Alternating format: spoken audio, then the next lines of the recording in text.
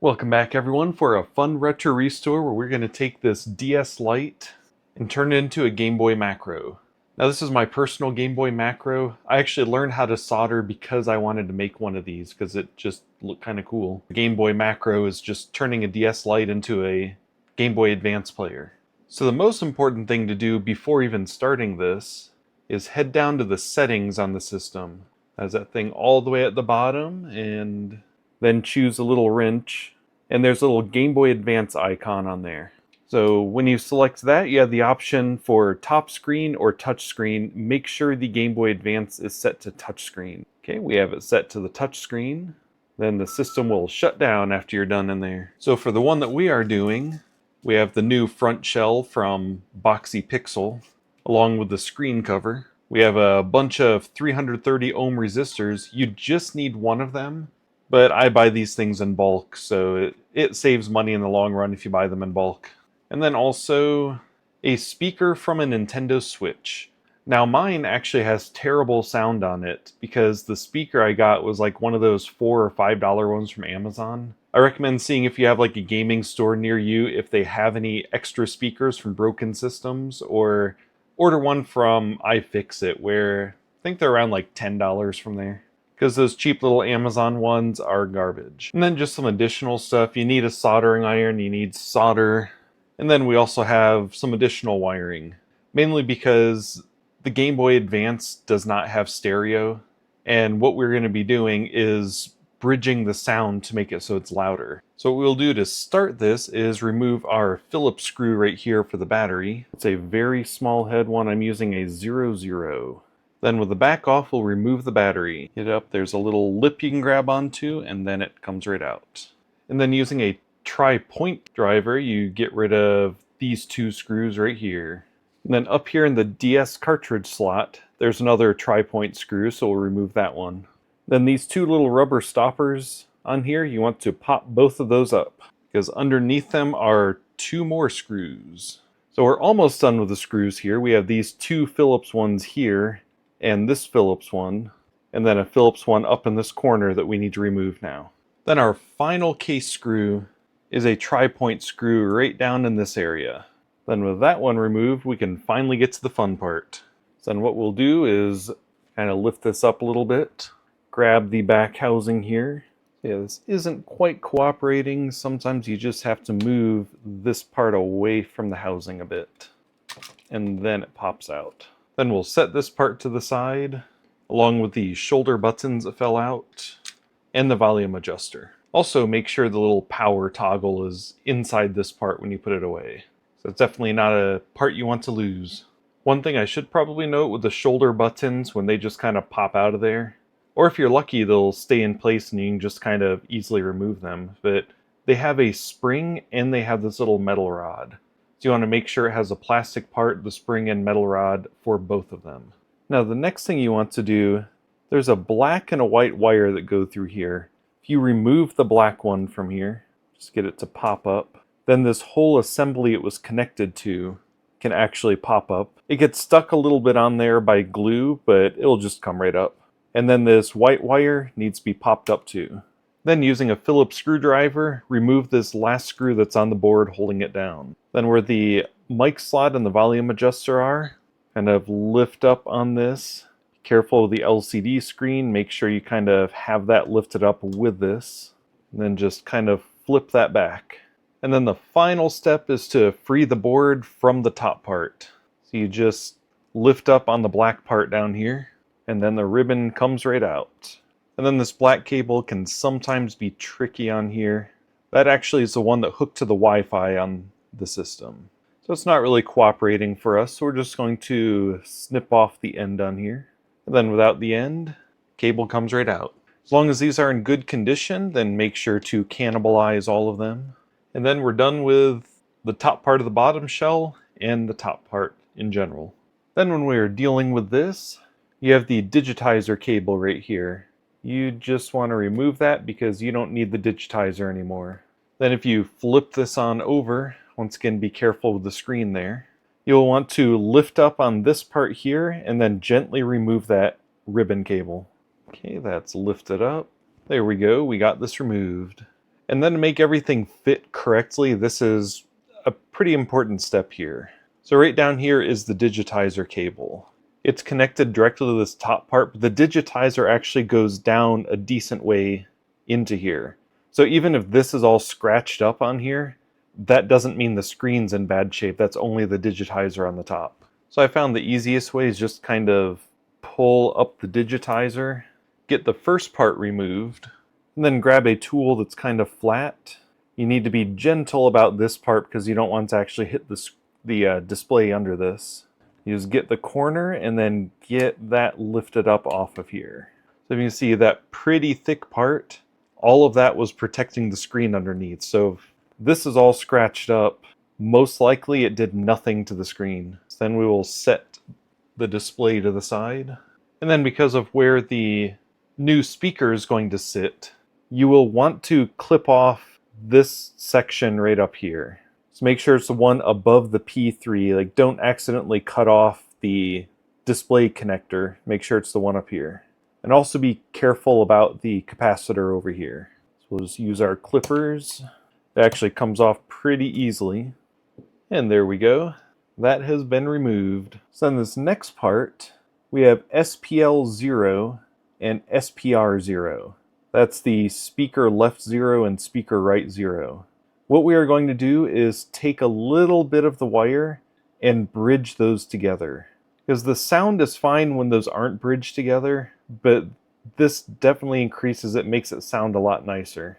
Just because you are going from stereo to Game Boy Advance having mono. So we got our little wire all clipped and ready. What we're going to do is pre-tin these sections. So we'll get a little dab of solder on SPR0. There we go. A little dab on SPL02. So we're going to use our tweezers to try to get this aligned nicely. We'll start in SPL0.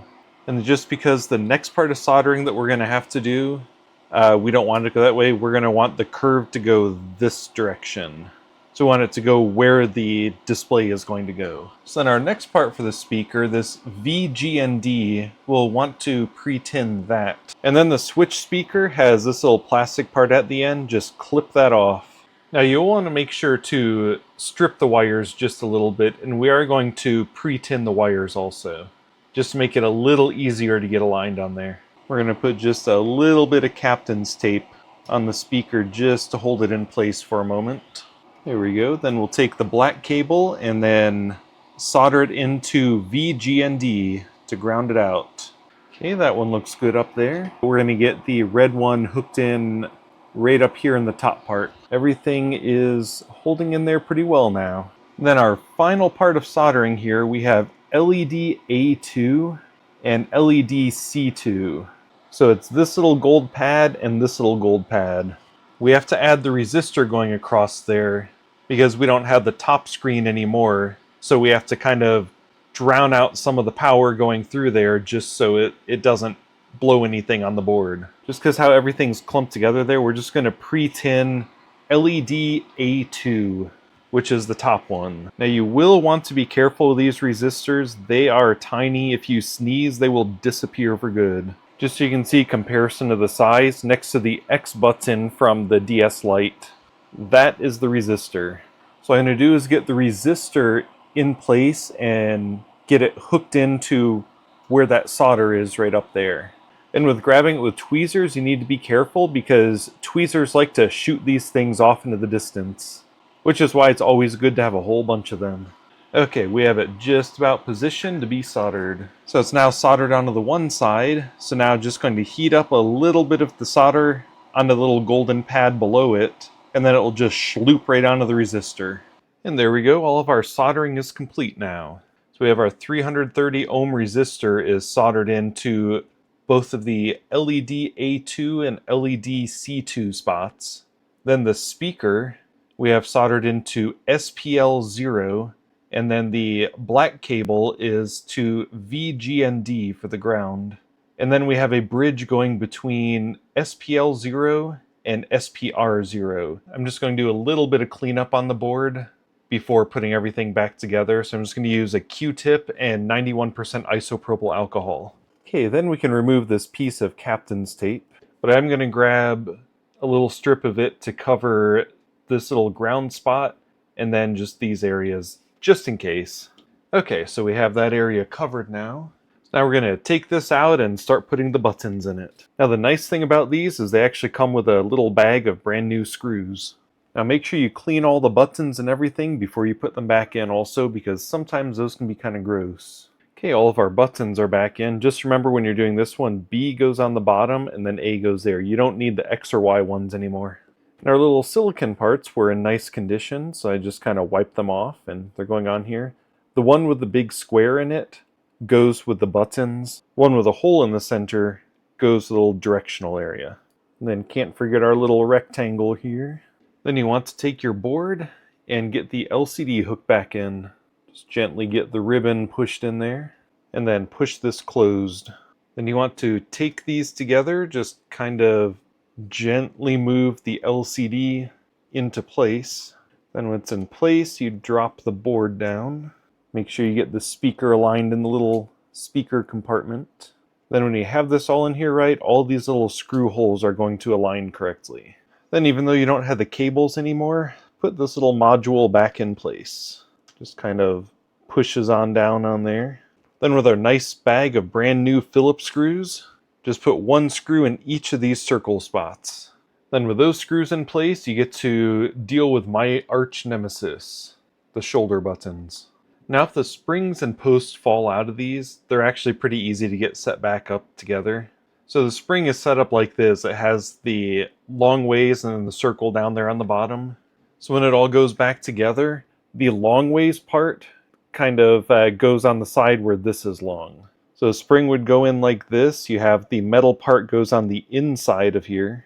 So then when everything's lined up, that rod goes right through the center of all of it. And if you're not careful, it will drop right out the other side. Then it kind of holds it in place like that. The reason why these are my arch nemesis, I have these huge meat hooks that some people call hands, and these are small components, so those don't go well together. So then each of these on the top, one will have an R, one will have an L, and that's how we know where they go on the board. So we'll grab this one, hold it by the little pole on there, and this one's the R. So what we do is get the little rod part into that hole right there, and on the shoulder buttons, the biggest part of the shoulder is what goes to the back of the system. Let me rotate this a little bit. So there's this little spot that sticks up here. This spring needs to be curved around into that spot. And there we go. After a lot of fighting, finally got that one in place. And then we do the same for the other side. Okay, now we have both of the shoulder buttons in place. Then we'll get the back shell ready. I'm just going to give it a quick cleaning. So make sure the volume toggle and the power toggle match the positions that they're at on the board. And then start with the front, get that hooked in, and then pop the rest down. So now we're going to put all the screws back in place using the new screws. We got all those screws in place. We have our little rubber pieces from earlier. Okay, got both those rubber pieces put back on. So let's take a look at the screen. I have to use a can of air on it really fast. The display is cleaned off pretty well. So we're going to get our little screen applied to it. Okay, and we'll just carefully apply this. Just take a microfiber cloth and just kind of put a little bit of pressure on here. Just don't want to get fingerprints all over the screen. There we go, we have our Game Boy macro, and let's turn the power on. So it wants system settings adjusted. I'll take care of this really fast. Okay, so all those settings are done. Turn this back on. And then we have the option of Start GBA Game. Nice thing about it, turn off the lights, and the Game Boy macro is a backlit Game Boy Advance. So if you enjoy customizing videos like this, then please make sure to subscribe. Also, if you enjoyed this, then please leave a thumbs up on here. Let me know what kinds of customizations you'd be interested in seeing next. Thank you for watching. Have a nice day.